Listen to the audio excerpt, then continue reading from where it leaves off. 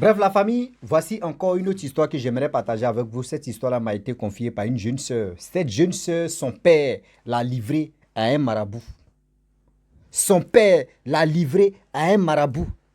Jusqu'à sa mère. Oh, sa mère, quand elle prononce des paroles, ça agit. Voici sa mère qui prononce des paroles si le pied de son enfant, si la santé de son enfant. Et voilà comment le pied, le pied de sa mère et elle-même son pied, il y a eu transfert spirituel. Et voilà comment, franchement, un père de famille livre sa propre fille. Oh, elle était la fille unique. Elle était enfant unique. On va quand même écouter. Voilà comment aujourd'hui, je ne sais pas si c'est l'envoûtement de ce marabout-là qui a fait que jusqu'à ce que le marabout mette encaissé loyer même. Loyer, parce que son père avait déjà construit des maisons où des gens vivaient dedans. L'arrivée des marabouts, c'est lui qui encaissait le loyer de ça. On va nous tous écouter. Mais bien avant que j'explique l'histoire même à question, vous savez, on change de stratégie parce que Facebook maintenant, là, ici à 126 000 abonnés, mais ils m'ont restreint pendant 8 mois. Ça finit en août. Imaginez-vous, calvaire de ça. Ils m'ont restreint le 29 janvier. Et c'est en août, ça va finir. Là, maintenant, ils m'ont cassé les pieds. Mais on est dedans. Vous qui voulez vraiment me suivre, la vidéo, pour écouter toute la vidéo de l'histoire, même ma question, cliquez sur le lien que j'ai mis là. Cliquez sur le lien. Vous allez partir dans l'immédiat sur YouTube pour aller regarder, pour aller m'écouter. Et on va avancer. La famille, voici l'histoire qui commence. L'histoire d'aujourd'hui parle d'un père qui livre sa propre fille à un marabout. Elle vivait avec son père et sa mère sont plus ensemble, ils sont séparés. Elle est unique, côté maman, côté papa. Donc, elle n'a pas de frère ni soeur. La jeune dame, la jeune fille, elle allait à l'école, tout s'est bien passé. Mais elle vivait chez son père. Elle vivait avec son père. Son père avait construit, il avait des maisons. Donc, elle et son père, c'est les deux qui géraient, mais quand même, c'est le père qui gérait le loyer de ça, tous ces trucs-là. Et du coup, dans la cour, il y avait une maison qui était là. On cherchait des personnes qui voulaient prendre. Et il y a un marabout qui a pris la maison. Lorsque le marabout récupère la maison, la jeune fille en question, elle n'a pas vraiment senti la présence de ce marabout. Le père disait ça à son père, ah, vraiment, papa, faut laisser. Elle appelle son papa, voyez ceci, son papa dit, oh, marabout, il est venu faire son travail. À quoi c'est de mettre ton nez parmi ce qu'il est en train de faire? Il faut le laisser comme ça. Sœur Macha fait du mois, si nous paye, c'est fini. Nous, on ne cherche pas à comprendre. Elle dit, ok. Le temps passe, les jours passent. Voici comment le père décide maintenant d'aller vraiment au village, passer quelque temps là-bas. Et le mois fini, une semaine que le mois fini, c'est le marabout qui récupère l'argent des loyers. La jeune fille a tiqué, dit, c'est quoi ça? Elle s'en va à la question, on dit non que oui, c'est le marabout qui est venu chez c'est le monsieur qui est venu là, c'est lui qui est venu encaisser. Que c'est ton père qui a dit n'a qu'à venir encaisser. Elle appelle son père dit oui. Elle dit mais papa, tu trouves ça normal?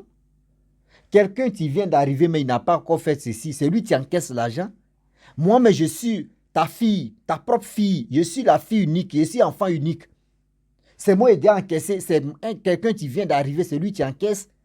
Son père dit non, tu sais très bien, tu n'es pas quoi arriver là. Donc, elle dit, mais je suis grande. Comment tu peux me dire je ne suis pas quoi arriver là? C'est à lui tu fais confiance. Non, c'est pas ça. Oui, il est rentré. Moi, je pense que c'est le marabout. Le marabout a envoûté. Il avait déjà envoûté le père en question. Et voilà comment les choses se sont passées. Elle n'a rien dit. Oh, à ce temps, elle a préparé son voyage pour aller en Europe. Pour aller au Canada ou aux États-Unis, au Canada comme ça, entre les deux là, voilà. Entre le Canada et aux États-Unis, entre les deux pays là, voilà. Donc du coup, elle préparait son voyage. Or, elle avait mis dans sa tête que mon voyage que je suis là préparé, si il dit à mon père parle pata pata pata pata. Elle dit, quelqu'un mais tu parles une vraie femme là. Si il dit ça à mon père peut dire à ses frères, et là-bas aussi, chaque famille a la sorcellerie, on ne sait jamais. Donc, elle a gardé ça et préparé son voyage. Et voilà, le voyage, l'heure de voyage est arrivée. C'est-à-dire, il restait une semaine, elle va voyager, elle dit à son père, papa, où tu es là-bas, franchement, j'aimerais te dire la vérité que je vais voyager dans la semaine-ci. J'aimerais que tu m'accompagnes. Mais ne dis à personne. Son papa dit, ok, il n'y a pas de problème, que je viens là-bas. Et voilà comment le père décide de venir en ville pour accompagner sa fille. Bien avant même qu'il vienne, quand sa fille lui a annoncé la nouvelle que oui, elle doit voyager dans la semaine-ci, lui, il coupe en même temps, il appelle le marabout pour dire, je viens dans l'immédiat, il vient, 2 jours là, il vient en ville là, chez moi, parce que ma fille voyage. Elle doit aller aux États-Unis ou soit elle doit aller au Canada. Le marabout dit, bon, et puis je ne suis pas informé. Il dit, moi je viens, donc voilà, ma fille doit accompagner ma fille. Ok. Le marabout Nini. C'est pas tous les marabouts qui ont un cœur comme ça. Hein. Voilà, c'est pas eux tous. Il y a toujours bon et il y a mauvais. Partout, même les pasteurs, il y a bon et puis il y a méchant. Et puis il y a des fémans. Partout, il y a mauvais et puis il y a bien. Donc du coup, le marabout dit, ok, il n'y a pas de problème. Elle appelle sa maman. Maman, je dois voyager dans tel truc. Sa maman dit, ok. La mère est venue. Oh, le monsieur, lui, vivait seul avec sa fille. Surtout la fille qui m'expliquait l'histoire, mais elle vivait avec son père seulement. Et du coup, sa mère vient à la maison dormir pour préparer. Il restait 2 jours pour qu'elle puisse aller. Le père vient pour donner la bénédiction pour aller. Voilà comment elle oublie ses chaussures. Elle a l'habitude de besoin. C'est-à-dire, et vous qui avez l'habitude de laisser vos chaussures devant la porte, là, venez, vous allez écouter. Elle laisse ses chaussures devant la porte.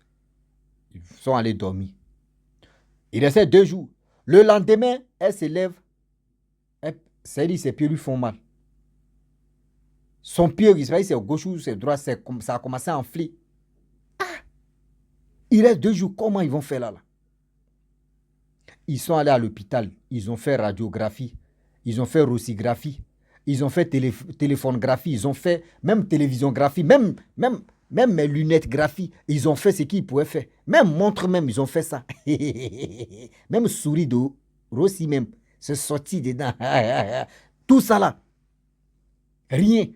Le médecin dit, il n'y a rien. C'est flippant là. Voilà, les parents se retournent. Ils ont prescrit quelques médicaments pour calmer un peu là. Ils arrivent à la maison. Aïe, ça ne va pas. C'est chaud. Voici comment le père aussi, il dit, bon d'accord, il y a un marabout, c'est un marabout qui est à côté là, qui est mon voisin. Je vais lui dire, il va au moins sur les traitements, si c'est mystique, il va voir ça. La mère a refusé, elle a dit non, j'aimerais pas que oui, ce marabout-là vienne toucher le pied de ma fille. Le père dit, ok, il n'y a pas de problème. La fille aussi, elle n'a pas accepté. Et voilà, la mère s'élève, elle s'en va au marché pour faire des trucs de préparation, tout ça là. Elle va au marché. Voyez, le père qui appelle le marabout, viens, tu vas masser le pied de ma fille, tout ça là. Le marabout vient avec son petit couteau, avec ses médicaments. Venir masser le pied. Prends un couteau, taper en bas de ses pieds. Taper 7 fois. Masser le pied. Mais il est parti.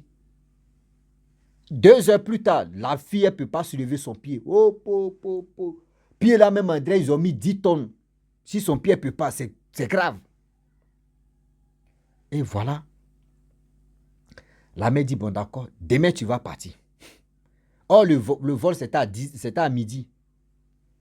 Entre midi ou 14 heures par là. Excusez-moi, les heures. Et voilà, la mère dit, bon d'accord, reste là, je vais préparer. Elle a fini de préparer. Ils ont les 3 ont fini de manger. La mère a mis sa main. Oh, auparavant, je vous avais dit non que sa mère, quand elle priait, elle priait, elle évoque les trucs dans sa bouche, ça va agir. Elle attrape le pied de sa fille. Pour dire, « Ma fille, c'est moi je t'ai mis au monde. cette maladie, c'est pas simple. Mais moi, ma fille, elle va partir. Le pied va rester. Son mari, il peut dire, son ex-mari dit, mais qu'est-ce qui se passe? Pourquoi tu dis des trucs? Elle dit, faut laisser. Faut laisser ça. Je dis, le pied, tu es là. Ma fille va partir, mais le pied va rester. Elle a prié. Si ça, elle a dit ce qu'elle pouvait dire, les paroles, tout ça là. Et ils sont allés, ils ont fini de manger, ils sont allés dormir. Matin, la jeune fille se réveille à 10 h. Elle dit, maman, elle crie là-bas, maman, je n'ai plus mal au pied. Ok, il n'y a pas de problème. Le père dit, ah, le marabout est venu, il a fait bien le travail. C'est bien, ça a marché. La mère a commencé à sourire. Elle a souri une fois, elle a souri 2 fois. Midi, 11 h arrivé, ils sont apprêtés. Ou on dit accompagner quelqu'un à l'aéroport. Au moins, tu dois bien t'habiller. Sa mère s'est bien habillée, mais elle a mis les babouches. Sa fille lui dit, ah maman, on s'en à l'aéroport, on prend les photos, tout ça, comme les souvenirs. Tu portes babouche. Elle dit non, ma fille, je sais pourquoi il porte babouche. Je sais pourquoi il porte les babouches. Elle dit ok, il n'y a pas de problème. Ils sont partis à l'aéroport. Et ils ont fait des photos, tout ça, elle est partie. Lorsqu'elle arrive là-bas, 2 jours, c'est-à-dire, non, le lendemain, elle appelle sa mère. Ça va? Ça m'a dit oui, ça va. Mais actuellement, là, depuis que tu es parti, mes pieds là, je ne sens plus ça. Je suis dans ta chambre, là, je ne suis pas encore arrivé, je ne me suis pas encore retourné chez moi. Ah, maman, comment ça? Ça m'a dit, ah, ça ne va pas, mes pieds là, je ne peux pas bouger. Je dis, ok. Et voilà, les jours, tu passes. Voici, surtout son oncle, la fille même, son oncle, lui, il est médecin militaire. Et qui vient voir le pied. Ah, il dit non, le pied là, on doit vraiment, pareil, ça enflé là. On doit percer un peu liquide dedans, ça va sortir. La mère de la jeune fille a dit non, non. Je sais, c'est pas votre truc des médecins. Je sais pourquoi ça s'est passé comme ça. Donc, ne touchez, ne perce même pas même. Et voilà, il y a eu des disputes, etc. L'oncle était là, il attendait. Et ils sont allés, ils ont pris la maman de la jeune fille en question. Ils sont allés voir un peu là. Le peu l'a vu l'appeler, le peu l'a vu, le pied, il dit non que le pied là, c'est pas simple. Le pied que je vois là, si toi là, c'est le pied de ta fille, d'une jeune fille, mais c'est pas ton propre pied. Elle dit, ah bon, comment ça? Il a dit oui, qu'il y a eu un échange, un échange, seulement c'est l'échange. Et le français a commencé à me baisser la bouche. Il y a eu l'échange des pieds. Le pied que tu as là, c'est le pied d'une jeune fille, une jeune dame. C'est pas pour toi. C'est là la mère a dit oui, c'est ça. Et comment ça? Elle dit j'ai prononcé des propos parce que ma fille avait mal au pied. J'ai prononcé des paroles pour dire que ma fille elle va partir mais son pied va rester. Et c'est là ils ont dit oui, c'est ça. Il dit bon d'accord, va à la maison. Le soir, tu viens, je vais rentrer en brousse. Le peu, il est parti en brousse. Elle s'est retenue à la maison avec son mari. Voilà l'oncle qui était là. Lui, il est pressé comme ça. André, ils ont mis piment dans sa paume ou piment dans ses yeux. Elle était là. Maintenant, il a pris les trucs là, il a piqué dedans. L'eau a commencé à sortir. Le père quitte là-bas, il vient dans la maison, il voit la plaie, il dit non, ça, je ne peux plus, je peux rien faire. Il faut que tu arrives à l'hôpital, ils vont faire ça là-bas. Sinon, ça là, où l'aiguille à diable, ils ont déjà piqué l'eau, les diable fessé, je ne peux pas arranger, je ne peux pas vraiment soigner ça mystiquement. S'ils n'avaient pas piqué, je pourrais faire ça. Mais néanmoins, il faut aller à l'hôpital, ils vont faire ceci. Elle allait à l'hôpital. Lorsque elle arrive à l'hôpital, on dit pied là même, presque, c'est pourri même. Ils étaient obligés de puter le pied pour que ça puisse avancer. Et c'est là, le gars a dit non que oui, le peu l'a dit. Il y a dans votre cours, il y a un marabout là-bas qui a fait ça. Qui a fait ça à ta fille. Il ne voulait pas que oui, ta fille parte aux États-Unis ou au Canada parce que ta fille lui disait, c'est-à-dire ta fille disait aux gens que oui, c'est un marabout, il n'est pas bon, il est ceci, il est cela. Mes frères, ne provoquez pas. Laisse, si ce n'est pas ton truc, laisse ça. Y a pas, pourquoi, demain, vous accusez les marabouts, les féticheurs, là, c'est pas bien. Demain, vous aussi, quand on vous dit, vos pasteurs sont comme ça, vous vous fâchez. Eux aussi, ils sont dans leur travail. Et les faux pasteurs qui vous marmaillent, qui vous arnaquent là. Quand on parle de vos faux, en même temps, vous vous fâchez. Laissez-les, eux, c'est leur travail. Et c'est là. Le père maintenant a su que... Ah. Et c'est là, le père a dit, mais toi, ils t'ont aveuglé. Comment quelqu'un arrive, c'est là maintenant, le gars, quelqu'un arrive chez toi, il n'a pas encore fait un mois, celui qui acquiesce le loyer de tes maisons. Toi-même, est-ce que tu trouves ça normal? Est-ce que toi, tu trouves ça normal? Et voilà comment la jeune fille, sa maman vraiment a tout fait pour que sa fille puisse se retrouver la guérison pour aller là-bas, sa santé pour aller aux États-Unis ou au Canada. Et aujourd'hui, c'est elle qui est en train d'assumer les conséquences. Regardez comment aujourd'hui, le monde où on est arrivé là. Vous qui êtes dans le médecine, quand on vous dit attendez d'abord, attendez. Vous êtes pressé à couper, vous êtes pressé à faire des choses. Vous aussi. Arrêtez ça. Arrêtez vos trucs là, sinon c'est pas bon. Hein. Sinon nous s'amusons. C'est pas bon. Hein. Sinon on va bien s'amuser. Ok? Donc la famille, j'aimerais m'arrêter là. Si tu es nouveau, tu es nouvelle sur ma vidéo, faut t'abonner sur ma chaîne YouTube. Et je vous dis à très bientôt. Ciao. Bisous. On est ensemble.